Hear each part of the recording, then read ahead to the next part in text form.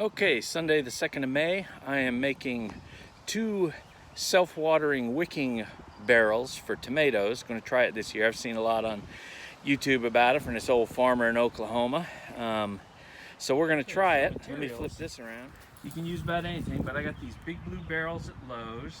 They are 18-gallon containers, about $11 each. I got a piece of this downspout drain, kind of like what you see laying over there.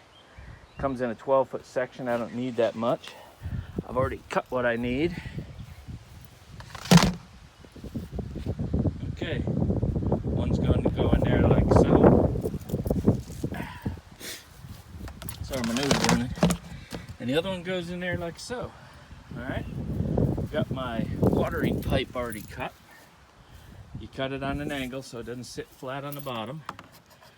And it's going to go right there, and then I'll show you after I put the landscaping fabric in, and that pipe in there is going to create a reservoir that water can be wicked out into the dirt from, and that's how it works, but I'll show you more as I go.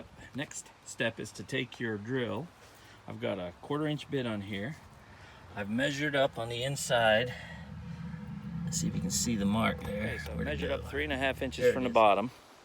That's a 1/2 inch shorter than the pipe is thick, and that will allow an airspace between the top of the water and the bottom of the dirt. It'll, around that pipe, and it'll still wick moisture up. But what happens is when you fill up water through the PVC pipe, it fills that reservoir down there. And once you get up to 3.5 inches, the overflow will leak out. That way your roots aren't sitting in water and getting rotten. So I'm going to drill the hole. You see the hole right there? 1/4 inch hole. Just an where'd it go? There it is. Just a 1/4 inch hole, let excess water out. I'll put the reservoir pipe back in there. That's perforated pipe, so water will be able to seep out of it. Here's the drain hole right here. It's just a little bit lower than the top of this.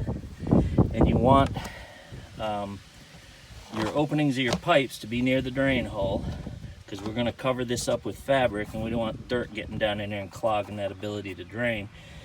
And the fill pipe will just go to one side there, so it'll be covered as well.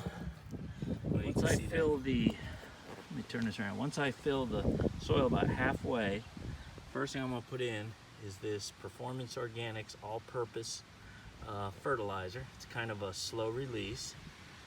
Then there's going to be some Epsom salt, and then some garden lime. And the gentleman that does these videos also puts in sea mineral, which is basically sea salt. I might get some of that later, but I think this will be a good start. Dark in there, but you can see I've got the soil halfway up in there.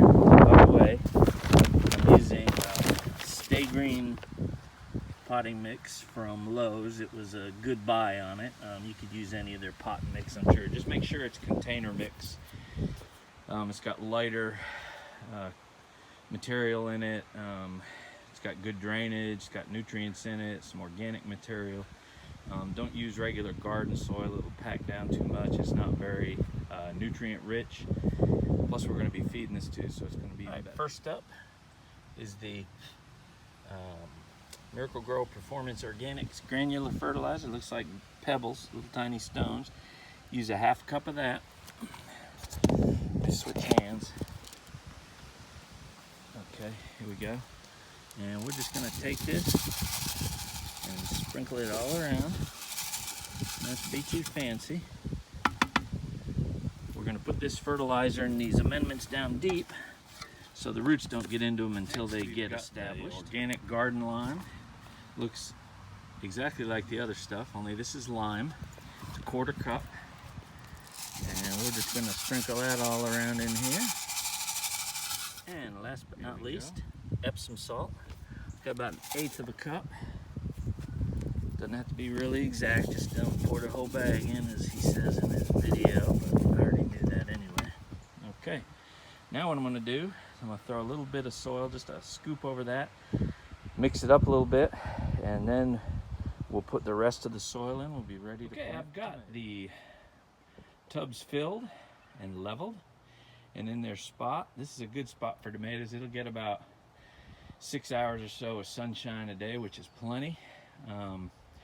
I'll probably have to stake these up once they get big, but we've got some time for that. There you go. All we got to do is fill up the reservoir at the bottom.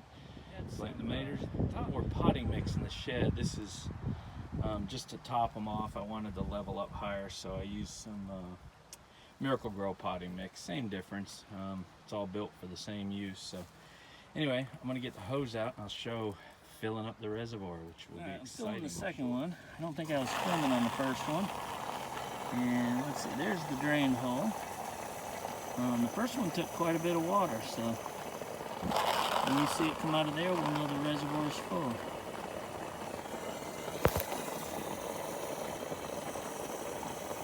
Sorry, I got a shaky hand.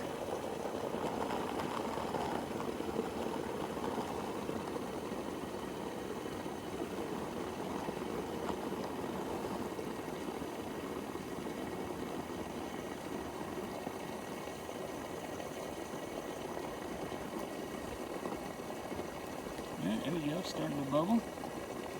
See the level coming out. And there we go. Reservoir's full. Glory's gonna plant a little bit and we'll put the tomatoes in here. Got 2 little cherry tomato plants. We love those and they usually get very, very big. So these buckets will handle them for quite a while, and we probably won't have to water these maybe once a week. Easy peasy, nice and easy.